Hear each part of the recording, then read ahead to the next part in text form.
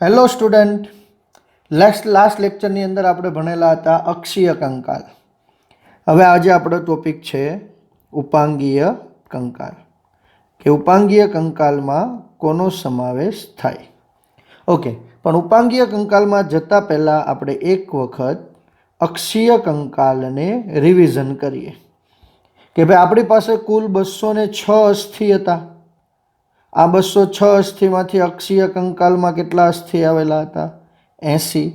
કે જેમાં કોનો સમાવેશ થતો હતો? તો કે સ્કલ એટલે કે ખોપડી, ચહેરાના અસ્થિ, પાસળીનો સમાવેશ થતો હતો, ઉરોસ્થિ અને કરોડ સ્તંભ. આટલાનો સમાવેશ શેમાં થતો હતો?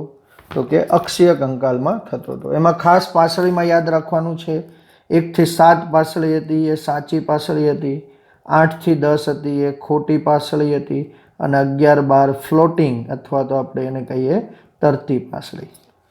અને હવે આપણે વાત કરવાની છે ઉપાંગીય કંકાલ.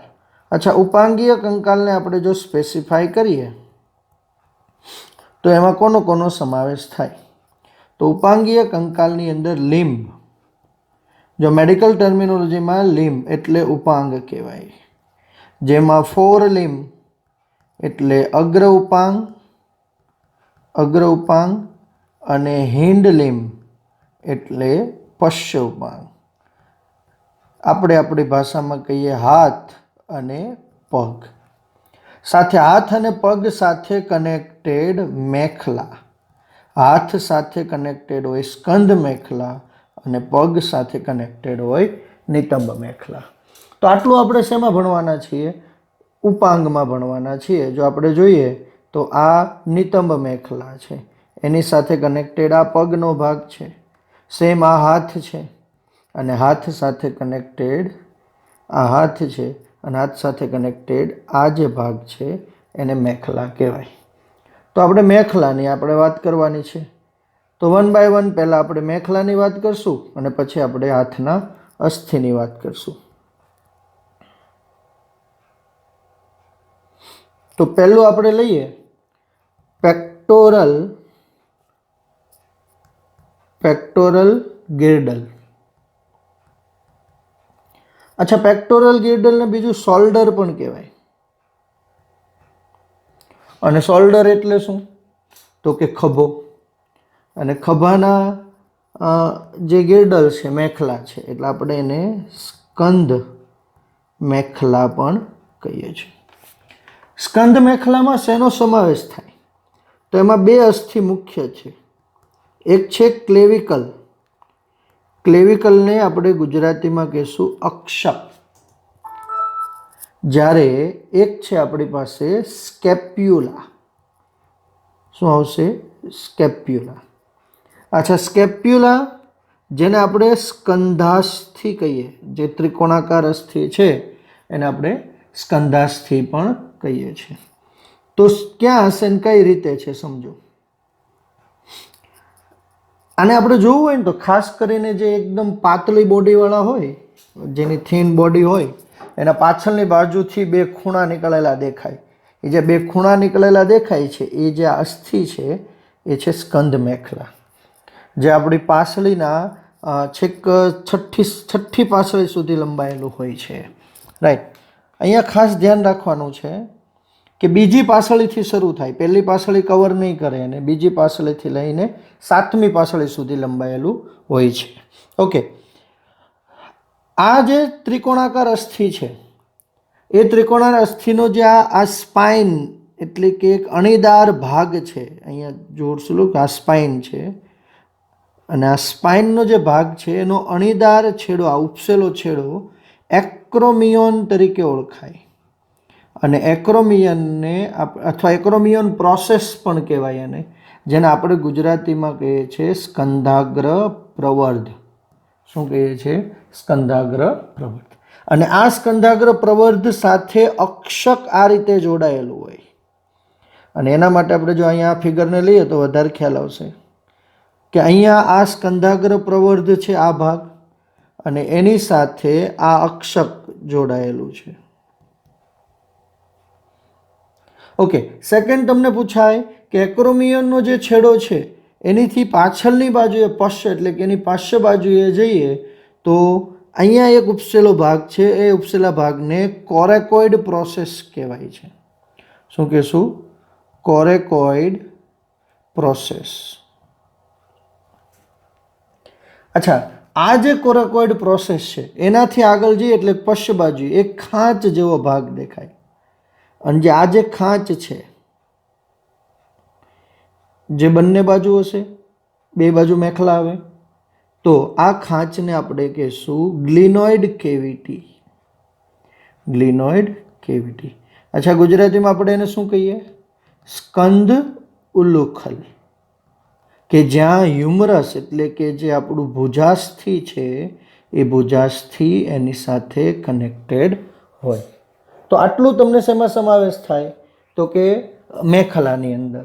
અહીંયા ખાસ ધ્યાન રાખજો, આ કોરેકોઇડ પ્રોસેસ છે, રાઈટ, એ બધા ક્યાં શેનાથી જોડાયેલા હશે? સ્નાયુબંધથી જોડાયેલા હોય, અને સ્નાયુબંધ એટલે ટેન્ડન. સ્નાયુબંધ એટલે ટેન્ડન. ઓકે, તો આટલું આપણી પાસે હતું ઉપાંગીય કંકાલમાં મેખલા. મેખલા પછી આપણે લઈએ ઉપાંગના અસ્થિ. તો ઉપાંગના અસ્થિ કેટલા છે આપણી પાસે?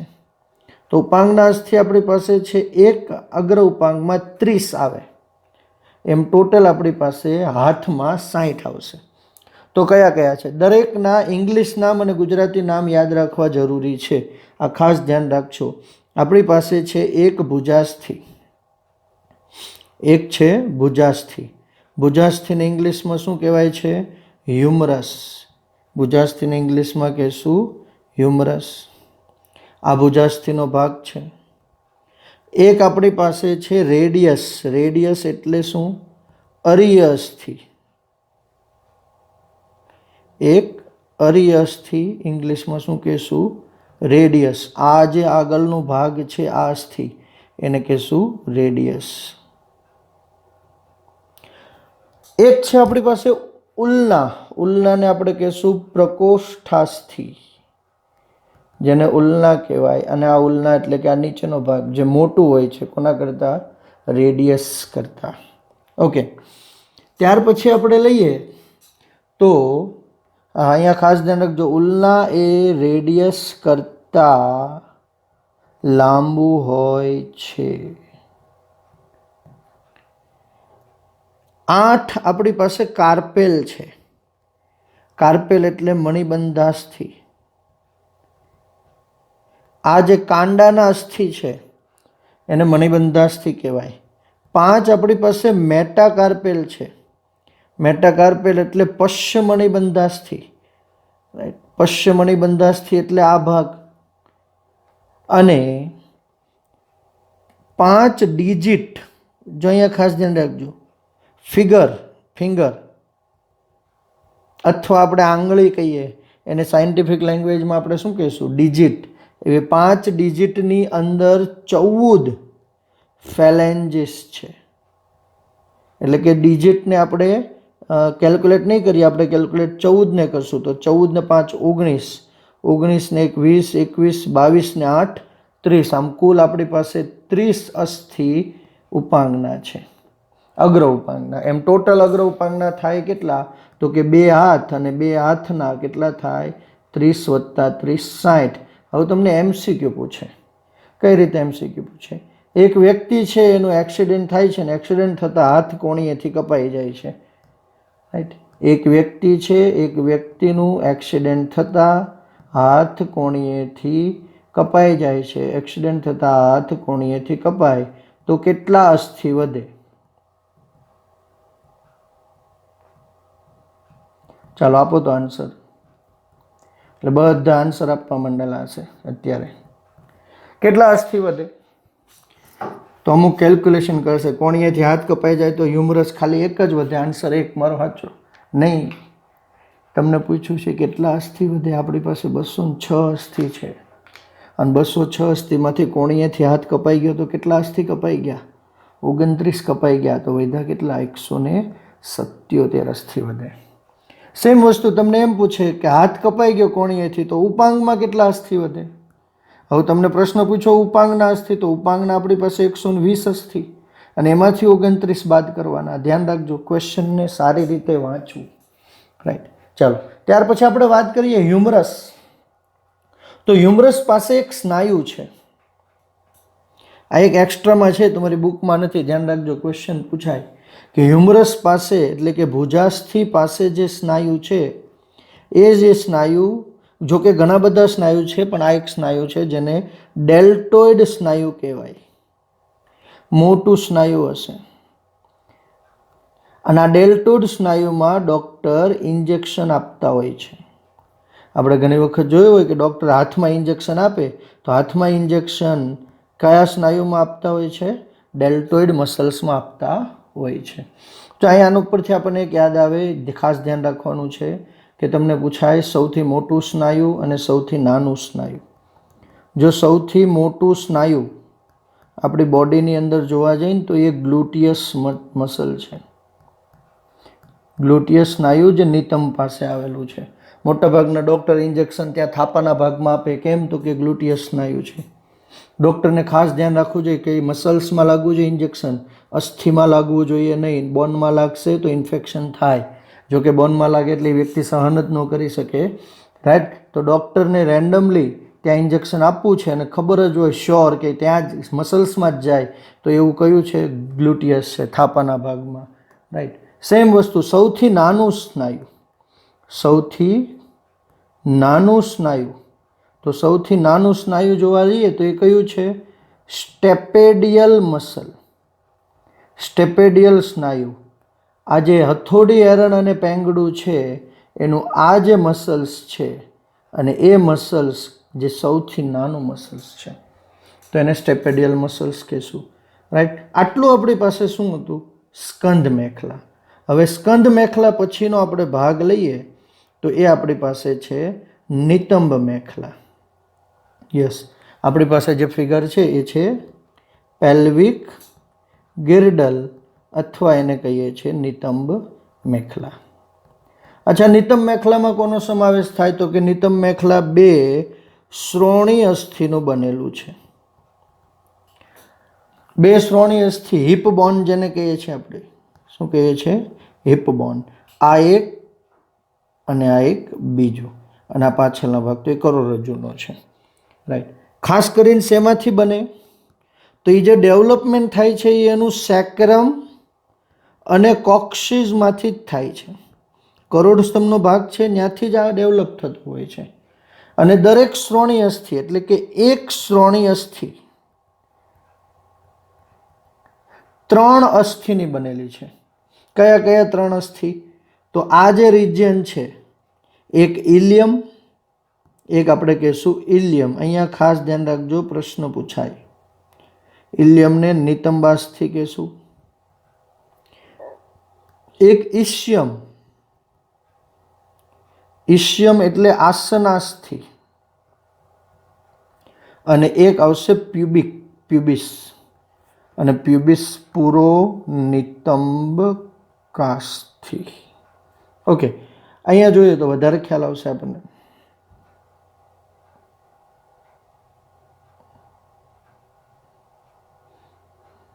જો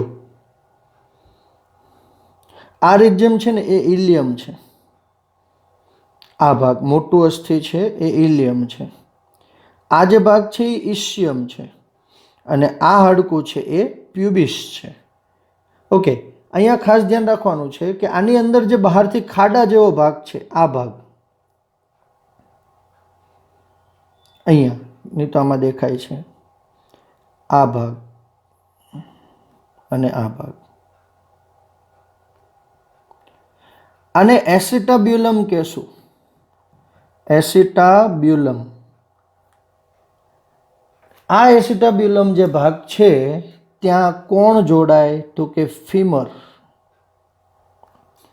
આપણું જે જાંઘનું હાડકું છે એ ફીમર એસિટાબ્યુલમ સાથે જોડાતું હોય છે, જેને આપણે ઉર્વસ્થિ કહીએ છીએ.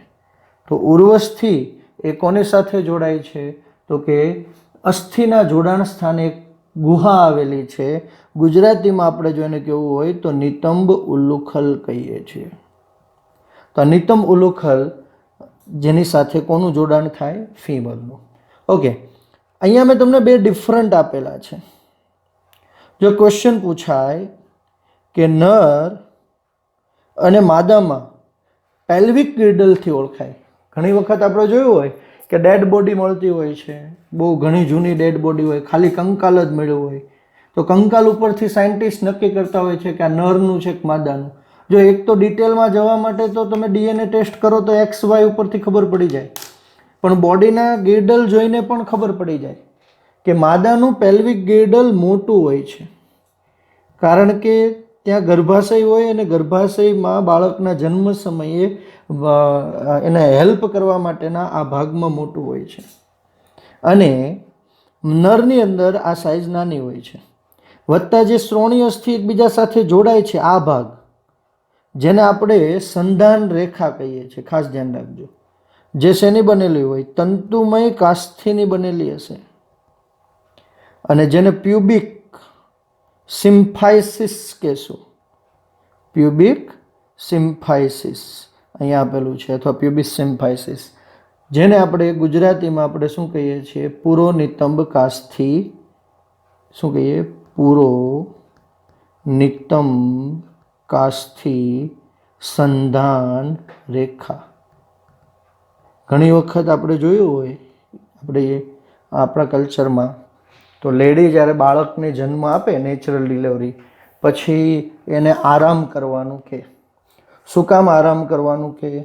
તો કે ઘણી વખત આ જે કાસ્થિ છે એ કાસ્થિના જોડાણની અંદર થોડુંક સ્ટ્રેચ થયું હોય, અને સ્ટ્રેચને ફરીથી નોર્મલ આવતા સમય લાગે એટલે આપણે એમાં આરામ કરાવતા હોઈએ છીએ. જો કે ઘણા બધા બીજા પણ કારણો છે, પણ એમાંનું એક આ કારણ સંધાન રેખા છે. ચાલો, તો આટલું તો આપણી પાસે પેલ્વિક ગિર્ડલ. પેલ્વિક ગિર્ડલ પછી આપણે લઈએ બોન ઓફ લેગ, એટલે કે પગના અસ્થિ. તો પગના અસ્થિ પણ આપણી પાસે કેટલા છે? 30. પણ હાથ અને પગના અસ્થિમાં થોડોક ફેરફાર છે, ધ્યાન રાખજો, મિસ્ટેક ન થાય. આટલા આપણી પાસે પગના અસ્થિ છે. પહેલું પગનું અસ્થિ કયું? તો કે એક છે આપણી પાસે ફીમર. પ્રશ્ન પૂછાય લોંગેસ્ટ અને strongest bone. Longest and strongest femur છે. ફીમર પછી ટીબિયા, જે આગળનું અસ્થિ છે, એક આપણી પાસે આવે ટીબિયા, અને એની પાછળ જ આવશે એક ફિબ્યુલા. એક ટીબિયા, એક ફિબ્યુલા. અહીંયા ગોઠણ પાસે એક ઢાંકણી આવે, એને પટેલા કહેવાય. શું કહેવાય? પટેલા. બીજું એક નામ આપવું હોય તો ની કેપ પણ કહેવાય. 7 ટાર્સલ છે, સમજજો. આપણી પાસે 8 કાર્પેલ હતા, જેને આપણે અહીંયા ગુલ્ફાસ્થિ કહીએ છીએ. ટાર્સલ એટલે શું કહેવાય? ગુલ્ફાસ્થિ. 5 મેટાટાર્સલ એટલે પશ્ચ ગુલ્ફાસ્થિ, અને 14 અંગુલ્યાસ્થિ. એ તો ક્લિયર છે કે 14 આપણી પાસે, અને 5 ડિજિટ કોમન છે. તો આનું સૂત્ર પણ કયું થાય? 2 3 3 અને 3. આ ફોર્મ્યુલા થશે. તો આટલું હતું આપણી પાસે પગનું. હાથ અને પગના કાર્યો શું છે આપણને ખબર છે. પગ શું કામ કરે? ચાલવાનું કામ કરે, બોડીને બેલેન્સ આપવાનું કામ કરે, સપોર્ટ કરવાનું કામ કરશે. તો અગ્ર ઉપાંગ શું કામ કરે છે? હાથ. તો કે મનુષ્યના હાથ ઘણા બધા કામ કરે છે, ખ્યાલ આવે છે. લાઈક ફોર એક્ઝામ્પલ તરીકે કોઈ વસ્તુ ઉપાડવી છે, એક જગ્યાએથી બીજી જગ્યાએ જવું છે, ઘણા બધા કાર્યો કરે છે. બેલેન્સ કરવાનું પણ કાર્ય કરે છે. ચાલો, તો આટલું બેઝિક આપણે લઈએ છીએ એ છે. તો હવે આપણે ઓલમોસ્ટ ભણી ગયા છીએ. તો હવે આપણે એક વખત જોઈ લઈએ ટોટલ બોન, કારણ કે અસ્થિ બધા આપણા પૂરા થઈ ગયા, રાઈટ. તો ટોટલ બોન 206. એક સરળતાથી ક્વિક લઈ લઈએ. કયા કયા? તો આપણને ખબર છે અક્ષીય કંકાલમાં કેટલા હતા? તો કે અક્ષીય કંકાલની અંદર આપણી પાસે હતા 80. ઉપાંગીય કંકાલમાં કેટલા? તો કે ઉપાંગીય કંકાલમાં હાથમાં કેટલા? 60, અને પગમાં 60, એટલે કે 120. રાઈટ. તો 80 ને 120 થઈ ગયા 200. હવે 2 આપણી પાસે નિતંબ મેખલા, તો 2 નિતંબ મેખલાના 2. 2 આપણી પાસે સ્કંધાસ્થિ, 2 સ્કંદાસ્થિ અને 2 આપણી પાસે અક્ષક. આ રીતે કુલ થઈ ગયા આપણી પાસે 206 અસ્થિ. રાઈટ. તો આ હતું ટોટલ અસ્થિ. અહીંયા સુધીનો ટોપિક હતો આપણો અસ્થિ. હવે આપણે જઈએ છીએ આપણા મોસ્ટ ઇમ્પોર્ટન્ટ ટોપિકમાં, અને એ ટોપિક છે જોઈન્ટ્સ, સાંધા. એક ક્વેશ્ચન નીટમાં જોઈન્ટ્સનું હોય જ છે, આ ખાસ ધ્યાન રાખવાનું છે. જો જોઈન્ટ્સની અંદર તમને એક ક્વેશ્ચન આવે કે આ કેવા પ્રકારનો જોઈન્ટ્સ છે, અથવા સાઇનોવિયલ ફ્લુઇડ, કોઈને એકાદો એક ક્વેશ્ચન તમને જોઈન્ટ્સનો પૂછાય છે. તો જોઈન્ટ્સનું કામ શું છે? જો જોઈન્ટ્સ ન હોત તો શું થાત? માનો કે સ્ટ્રેટ તમને ચાલવાનું કે ગોઠણવાળા વગર, તો આપણે રોબોટની જેમ ચાલતા હોય એવું દેખાય. રાઈટ. તો પ્રચલન માટે જોઈન્ટ્સ ખૂબ જ જરૂરી છે. હવે શેના બનેલા છે? તો કે જોઈન્ટ્સમાં કાં તો અસ્થિ વચ્ચે જોઈન્ટ્સ હોય, કાં અસ્થિ અને કાસ્થિ વચ્ચે જોઈન્ટ્સ હોય. લિગામેન્ટ આપણે ભણી ગયા હતા, અસ્થિબંધ, ટેન્ડન આવશે, સ્નાયુબંધ. તો આપણે પાસે મુખ્યત્વે 3 પ્રકારના જોઈન્ટ્સ છે. સમજો સાંધાઓના પ્રકાર કેટલા? તો કે સાંધાઓ મુખ્ય 3 પ્રકારના. કયા કયા? એક છે ફાઇબ્રસ, નંબર 2 છે કાસ્થિમય, અને નંબર 3 છે સાઇનોવિયલ એટલે કે મુક્ત ચલ. જો અહીં ધ્યાન રાખજો, તમારે શું કરવાનું છે? અત્યારે હું જે ચલાવું છું, તમારે એક A4 સાઇઝના પેપરમાં, આડા પેપરમાં લખવાનું છે. અહીંયા મારી એક અમુક લિમિટ મર્યાદા આવે છે કે હું જો બધું લખીશ તો હું ફિગર બેઝ ઉપર સમજાવી નહીં શકું. એટલા માટે તમારે લખતું જવાનું છે. પહેલાં જોઈન્ટ્સના ટાઇટલ મારવાના છે કે ફાઇબ્રસ જોઈન્ટ, કાસ્થિમય જોઈન્ટ્સ અને મુક્ત ચલ. અને પછી જ્યારે ફાઇબ્રસમાં હું જે ચલાવું છું એ તમારે ફાઇબ્રસમાં લખવાનું છે. રાઈટ. તો 1 બાય 1 એક એક જોઈન્ટ્સ લઈએ. તો પહેલો જોઈન્ટ્સ છે આપણી પાસે ફાઇબ્રસ જોઈન્ટ્સ. ચલો, તો આ છે આપણી પાસે તંતુમય સાંધો. શું પૂછાય તંતુમય સાંધામાં? એક્ઝામ્પલ પૂછાય કે ભાઈ કયું છે? તો કે શ્વેત તંતુમય કાસ્થિનું બનેલું છે. તો શ્વેત તંતુમય કાસ્થિનો બનેલો સાંધો ક્યાં હશે? તો કે આ એક તો મગજ, આ ખોપડીનો ભાગ છે, જ્યાં આપણે C1 કહેતા. C1 એટલે સૂચસ, જ્યાં આપણી પાસે અસ્થિ આવતા અગ્ર કપાલી ખંડ, મધ્ય કપાલી ખંડ, પશ્ચ કપાલી ખંડ, પાર્શ્વીય શંખખંડ, એથમોઇડ, સ્ફિનોઇડ, આ બધા જે અસ્થિઓ છે. અચ્છા, એને સૂચર શું કામ કીધું છે? જો સૂચર શબ્દ છે ને, ડૉક્ટરોમાં જ્યાં ટાંકા લેવાય ને એનો ઉપયોગ થાય. C1 એટલે જ કીધું છે. અને ટાંકા આ રીતે લઈએ, આપણે દેશી ભાષામાં ટેભા કહેવાય. રાઈટ. તો આ જે ટેભા લેવાય એ આ રીતનું દેખાય, અને આ જે છે રચના એ રીતે જ હોય છે. આમ એકબીજામાં આપણી ફિગરને કેમ ક્રોસ કરીએ કે ભાઈ આપણે 2 હથેળીની ફિગરને આપણે આમ નાખી દઈએ, અને જે રચના દેખાય છે આપણને એ રચનાને સૂચર્સ કહેવાય. તો ત્યાં હશે. બીજું ક્યાં હશે? તો કે દાંતમાં, દાંત અને હનુ, અને દાંત અને અધોહનુ. દાંત અને અધોહનુ. તો દાંત અને હનુ, દાંત અને અધોહનુ, મેક્ઝિલા એટલે કે આ દાંતનો જે ભાગ છે અહીં સાથે જોડાયું છે. ગોમ્ફોસિસ કીધું. શું કીધું છે?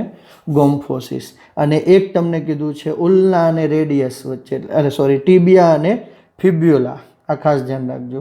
રેડિયસ ઉલ્ના પણ લઈ શકો, ટીબિયા ફિબ્યુલા પણ લઈ શકાય છે. સિન્ડેસ્મોસિસ કહેવાય જેને. શું કહેવાય? સિન્ડેસ્મોસિસ. તો આ તો આપણી પાસે કયો સાંધો? તો કે તંતુમય સાંધો. હવે લઈએ છીએ નંબર 2. તો આ જે છે એ તમારે તંતુમય સાંધા નીચે લખી નાખવાના છે, એના એક્ઝામ્પલ્સ. નંબર 2 છે આપણી પાસે, એ છે કાર્ટિલેજેનિયસ. કાર્ટિલેજેનિયસ એટલે કાસ્થિમય સાંધો. સમજો. હવે આ કાસ્થિમય સાંધા કેવા હશે? અંશતઃ ચલ સાંધા છે. આ સાંધા કેવા હતા? સંપૂર્ણપણે અચલ. સમજો, ફાઇબ્રસ અચલ હતા. ખોપડીના અસ્થિ છે એમાં કોઈ મૂવમેન્ટ થતી નથી. જ્યારે કાસ્થિમય સાંધા છે એની અંદર અંશતઃ અચલ છે, એટલે પૂરેપૂરી મૂવમેન્ટ ન થાય, થોડી થોડી મૂવમેન્ટ થાય. હવે એમાં 2 પ્રકાર લઈ શકાય. એક છે એનો પ્રાઇમરી પ્રકાર પ્રાથમિક પ્રકાર. તો પ્રાથમિક પ્રકારમાં કોનો ઉપયોગ થાય? તો કે યાદ છે આપણે જ્યારે બોન ભણતા હતા ત્યારે મેં તમને લખાવેલું હતું કે ભાઈ આ અસ્થિ છે, અસ્થિના આ ભાગને શાફ્ટ કહેવાય અને આ શાફ્ટનો ઉપરનો ભાગ છે મેટાફાઇસિસ અને એપિફાઇસિસ હતું. તો આ એપિફાઇસિસ અને જે શાફ્ટ છે એની વચ્ચે એટલે કે કાચથી અસ્થિમાં રૂપાંતર થાય, રાઈટ, ત્યારે અહીંયા જે સાંધો આવે ને એ સાંધાને પ્રાથમિક પ્રકારનો સાંધો કહેશું. જ્યારે દ્વિતીયક પ્રકારના સાંધાના અહીંયા આપણને 3 એક્ઝામ્પલ આપ્યા છે, એની ફિગર પણ આપેલી છે. સમજો, એક સાંધો અહીંયા, તો આ કયું હતું? પૂર્વનિતંબ કાચથી, રાઈટ. તો પૂર્વનિતંબ કાચથી સંધાન રેખા, તો એને આપણે પ્યુબિક સિમ્ફાઇસિસ પણ કહીએ છીએ. તો એક એનું એક્ઝામ્પલ છે. સેકન્ડ એક્ઝામ્પલ લેવું હોય તો આ શું છે? તો કે કરોડસ્તંભ. કરોડસ્તંભની વચ્ચે આવેલી ગાદી, તો એ ગાદીને આપણે શું કહીએ? આંતર કશેરુકા તક્તી. તો આંતર કશેરુકા તક્તી. અને ત્રીજો આપણી પાસે શું છે? તો કે અહીંયા પાસળીઓ જ્યાં જોડાય છે એટલે કે પાસળી અને ઉરોસ્થિ, આ વચ્ચેનો જે સાંધો છે એ પણ શું છે? કાસ્થિમય સાંધો છે. અને જે ત્રીજો સાંધો છે, રાઈટ, આ ફિગર આપણે જોઈએ છીએ જે મોસ્ટ કોમન એના ક્વેશ્ચન પૂછાય છે એ છે સાઇનોવિયલ જોઇન્ટ્સ. મુક્ત ચલ, પહેલું હતું કમ્પ્લીટ અચલ, બીજું હતું અંશત અચલ, ત્રીજું મુક્ત ચલ, ફ્રી મૂવેબલ છે. હવે અહીંયા ધ્યાન રાખજો, આ સાઇનોવિયલ સાંધા જે છે, રાઈટ, એના 6 મુખ્ય પ્રકાર છે. 6 પ્રકાર આપણે ડિટેલમાં જોવાના છે. તો પહેલું લઈએ તો આ પટલ શું છે? તો કે એની અંદર એક પટલ આવેલું છે. આ સાંધામાં પટલ આવેલું છે, મેમ્બ્રેન આવેલું છે, અને એ પટલને કહેવાય સાઇનોવિયલ કલા. શું કહેવાય? સાઇનોવિયલ કલા. અને આ સાઇનોવિયલ કલા છે એ સ્ત્રાવી અધિચ્છદની બનેલી છે. હવે સ્ત્રાવી અધિચ્છદ હશે એટલે એ સ્ત્રાવ કરે છે, એટલે કે જાડા થીક દ્રવ્યનો સ્ત્રાવ કરે છે. અને આ જાડું થીક દ્રવ્ય છે એ કોના જેવું લાગે? એગ વ્હાઇટ જેવું લાગે. ઈંડામાં જે વ્હાઇટ આવે એના જેવું લાગે. હમણાં ઘણા મેળા નહીં હોય, રાઈટ, કારણ કે આ એગ વ્હાઇટ જે છે એ એગ વ્હાઇટનું જે ફ્લુઇડ છે એ ફ્લુઇડ એના જેવું જ લાગે. અને આ ફ્લુઇડને નામ આપવામાં આવ્યું છે સાઇનોવિયલ ફ્લુઇડ. હવે આ સાઇનોવિયલ ફ્લુઇડનું કાર્ય શું? તો કે સાઇનોવિયલ ફ્લુઇડનું પહેલું કાર્ય લુબ્રિકન્ટ તરીકે કામ કરે, એટલે કે ગ્રીસિંગ તરીકે કામ કરે, અને બીજું પોષણ આપવાનું કામ કરે. એના કોષોને પોષણ પૂરું પાડવાનું કામ કોણ કરે છે? Synovial fluid. તો એના પ્રકાર આપેલા છે.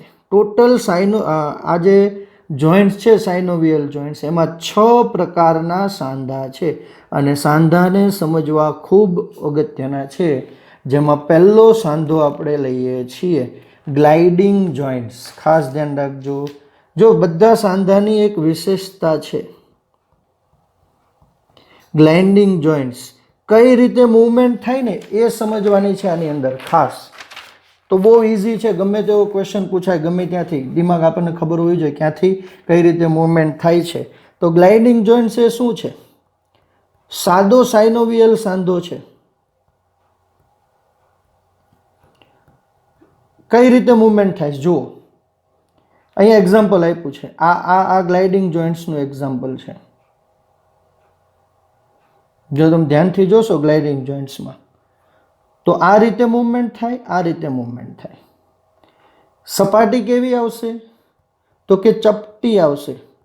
સામાન્ય રીતે સપાટી ચપટી આવશે, એટલે આગળ પાછળ જ મૂવમેન્ટ થાય. રોટેશન આમાં શક્ય નથી, ખાસ ધ્યાન રાખજો, રોટેશન શક્ય નથી. તો આના ઉદાહરણ કયા કયા છે? તો આ એના એક્ઝામ્પલ્સ છે.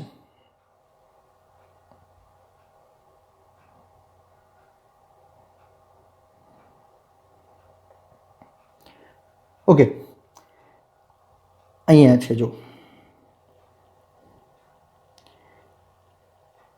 આ જે જોઇન્ટ્સ છે કોન્ડેલ નહીં, આ ફિગરમાં નથી.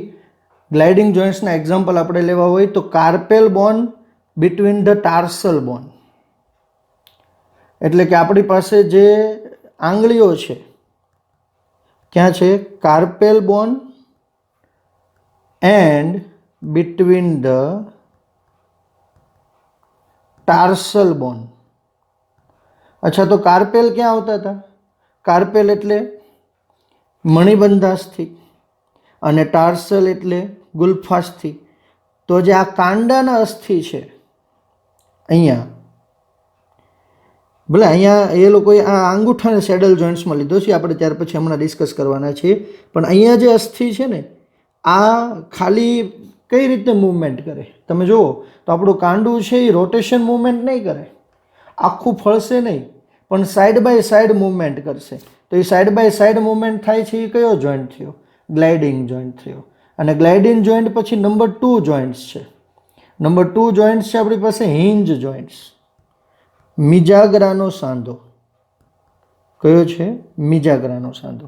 તો અહીંયા હિન્જ જોઈન્ટ્સના ફિગર તમને આપેલી છે. જુઓ કે હિન્જ જોઈન્ટ્સમાં શું થાય તો કે એક જ બાજુ મૂવમેન્ટ થાય. જો અહીંયા ખાસ ધ્યાન રાખજો, ગ્લાઇડિંગ જોઈન્ટ્સ જે છે ને એને મોનો એક્સિયલ કહેશું.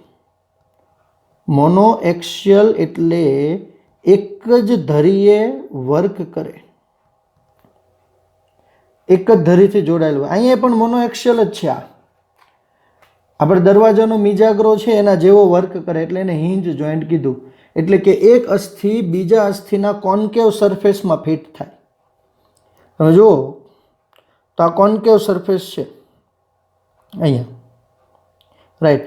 ત્યાર પછી લેવું હોય તો આ હાથનો ભાગ. હા, જો કે હ્યુમરસવાળા ભાગ નથી, વાત નથી કરતા અહીંયા, ખાસ ધ્યાન રાખજો. અહીંયા એલ્બો અને હ્યુમરસ વચ્ચે વાત કરીએ છીએ. એટલે કે આપણે જે ભુજાસ્થિ એટલે કોણીનો જે સાંધો છે, આ સાંધો કયો છે? કોણીનો સાંધો છે. તો એ હિન્જ જોઈન્ટ્સ છે, રાઈટ. વન બાજુ એક સાઈડ જ ખાલી મૂવમેન્ટ થાય. ઉદાહરણ તરીકે લેવા હોય તો એલ્બો લઈ શકાય, બીજું લેવું હોય તો ની ગોઠણ લઈ શકાય, રાઈટ. એન્કલ લઈ શકાય છે. પછી આપણે લેવું હોય તો ઇન્ટરફેલેન્જિયલ લઈ શકાય. ઇન્ટરફેલેન્જિયલ એટલે આપણે જે આંગળીઓ છે એની અંદર જે મૂવમેન્ટ થાય, લાઈક અંદરની જે આંગળીઓથી મૂવમેન્ટ કરીએ. ત્યાર પછી લેવું હોય તો ઓક્સિપિટલ કોન્ડાઇલ્સ. આપણી પાસે જે ઓક્સિપિટલ કોન્ડાઇલ્સ હતા ખોપડીમાં, અને આ ઓક્સિપિટલ કોન્ડાઇલ્સ કોની સાથે જોડાય તો કે એટલાસ સાથે જોડાય. તો આ એટલાસ વચ્ચે જે સાંધો છે એ હિન્જ જોઈન્ટ છે, રાઈટ. આપણા જે આ માથું છે એને આપણે ખાલી વાળી શકીએ છીએ. તો આ બધા કેવા છે? એક જ અક્ષ ઉપર કામ કરે છે, જેને મોનો એક્સિયલ કહેવાય. તો આ જોઈન્ટ્સ કેવા થયા? બધા મોનો એક્સિયલ જોઈન્ટ્સ. ઓકે, ત્રીજું છે આપણી પાસે પીવોટ જોઈન્ટ્સ. સમજો, થર્ડ કયું છે આપણી પાસે? Pivot joints. પીવોટ જોઈન્ટ્સ કોને કહેવાય? જેને આપણે ઉખળીનો સાંધો કહીએ છીએ. શું કહીએ છીએ? ઉખળીનો સાંધો. ઓકે, તો ઉખળીનો સાંધો છે એ ફક્ત એક જ સપાટીએ મૂવમેન્ટ કરે, એક જ સપાટી એની મૂવમેન્ટ કરવા દે.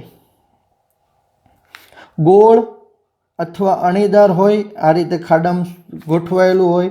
ઉદાહરણ તરીકે લેવું છે તો ઉદાહરણ તરીકે શું લઈ શકાય? જો આ ઉખળીનો સાંધો છે, એક સપાટી ફરશે, બીજી નહીં ફરે, બીજી ફિક્સ છે. તો રેડિયસ ઉલના છે. તો ઘણા બધા એક્ઝામ્પલ છે પીવોટની અંદર. પહેલું લઈએ તો એટલાસ અને એક્સિસ વચ્ચેનો સાંધો. એટલાસ એટલે 1 નંબરની કશેરુકા, એક્સિસ એટલે 2 નંબરની કશેરુકા. રેડિયસ અને ઉલના વચ્ચેનો સાંધો. આપણું જે અરીય અસ્થિ છે અને પ્રકોષ્ઠાસ્થિ છે એનો સાંધો જે છે એ પણ એક પ્રકારનો કેવો છે? પીવોટ જોઈન્ટ છે. પણ આ ફરી શકે છે એટલે આને રોટેશનલ કહીએ છીએ, કે રોટેશનલ એન્ડ મોનો એક્સિયલ છે. આ કેવું છે? મોનો એક્સિયલ છે. તો આટલું હતું પીવોટ જોઈન્ટ્સ. પીવોટ જોઈન્ટ્સ પછી છે આપણી પાસે કોન્ડિલોઇડ્સ અને એલિપ્સોઇડ જોઈન્ટ્સ. ચોથું છે, કયું છે? કોન્ડિલોઇડ્સ અથવા એલિપ્સોઇડ જોઈન્ટ્સ. અહીંયા એનું ઇંગ્લિશ નામ જ યાદ રાખો. ક્યાં આવે તો અહીંયા ધ્યાન રાખજો, બે ધરીએ હલનચલન થાય. બાકી બધા કેવા હતા અત્યાર સુધી? એક જ ધરી હલનચલન કરતી. પણ કઈ રીતે થાય? આ રીતે રોટેશન ન થાય. બે એક્સેલ ઉપર આગળ પાછળ જઈ શકે કે આ બાજુ જઈ શકે. અને આવું એક્ઝામ્પલ કોનું છે?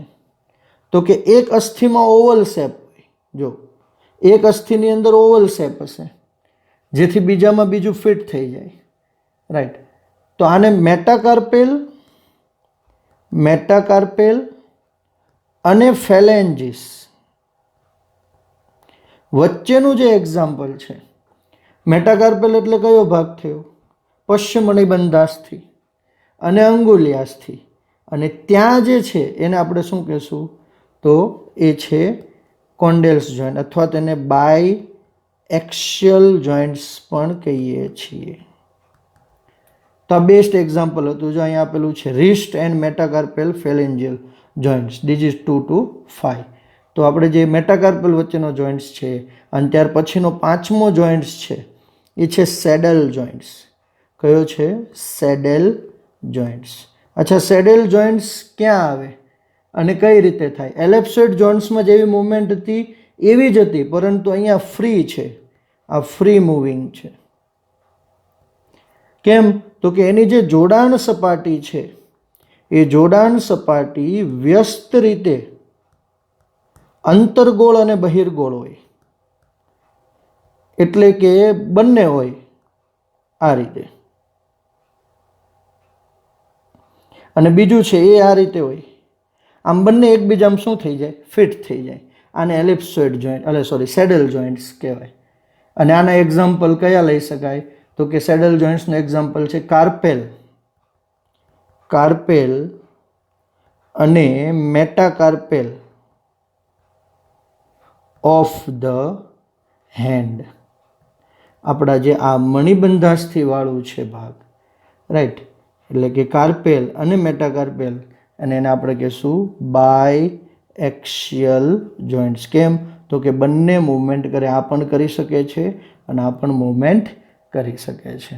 અને લાસ્ટ જોઈન્ટ જો અહીંયા આપણે લેવું હોય એક્ઝામ્પલ, તો આ રીતની ધરી આવે, આ રીતે આથી આ બાજુ આવશે. એટલે બંને ધરીએ મૂવમેન્ટ કઈ, ખાસ કરીને ફર્સ્ટ મેટાકાર્પેલ, રાઈટ. ફર્સ્ટ મેટાકાર્પેલ એટલે જે પહેલું પશ્ચમણિબંધાસ્થિ છે તે. ચાલો, અને ત્યાર પછી મોસ્ટ બધાને ખબર હોય લાસ્ટ, જેને આપણે કહીએ બોલ એન્ડ સોકેટ જોઈન્ટ્સ. આના ઘણા બધા નામ છે, રાઈટ. 6 નંબર શું છે? બોલ એન્ડ સોકેટ જોઈન્ટ્સ. અચ્છા, બોલ એન્ડ સોકેટ જોઈન્ટ્સ ખલદસ્તાનો સાંધો પણ કહેવાય. ઘણી વખત અલગ અલગ નામ આપવામાં આવે છે. શોલ્ડર એન્ડ હિપ જોઈન્ટ્સ એના એક્ઝામ્પલ છે. Shoulder and hip joints freely moving છે એટલે આને મલ્ટી એક્સિયલ પણ કહેવાય છે.